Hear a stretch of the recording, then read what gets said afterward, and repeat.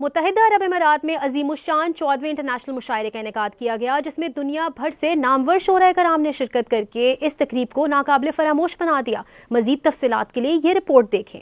Abu Dhabi میں arm forces officer club میں ظہور الاسلام جاوید کی زیر سرپرستی عظیم الشان 14ویں انٹرنیشنل مشاعرے کا انعقاد کیا گیا، جس میں پاکستان، انڈیا، امریکہ، بحرین اور متحدہ عرب امارات کے نامور شعراء کرام نے شرکت کر کے اس تقریب کو ہمیشہ کے لیے یادگار اور ناقابل فراموش بنا دیا۔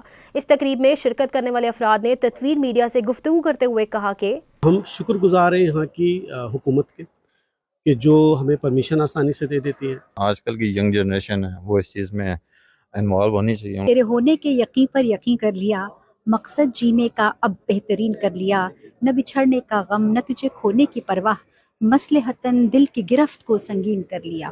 اس عظیم الشان 14ویں انٹرنیشنل مشاعرے کو ظہور الاسلام جاوید کی زیر سرپرستی ممکن بنایا گیا۔ اس تقریب کے دوران ڈاکٹر ظہور الاسلام جاوید نے تطویر میڈیا سے گفتگو کرتے ہوئے کہا کہ علم و ادب کا یہ سلسلہ جو گزشتہ 33 سالوں سے چل رہا ہے، یہ سفر یوں ہی کامیابی کے ساتھ جاری رہے گا اور اردو ادب کو فروغ دینا ہماری اولین ترجیح ہے۔ اس یادگار اور ناقابل فراموش تقریب کے دوران شرف ایکسچینج کے چیف ایگزیکٹو آفیسر عماد ملک نے کہا کہ علم و ادب کو فروغ دینے کے لیے ان کا تعاون ہمیشہ جاری رہے گا اور اس سلسلے میں کیے گئے مثبت اقدامات کی ہمیشہ وہ یوں ہی حوصلہ افزائی کرتے رہیں گے۔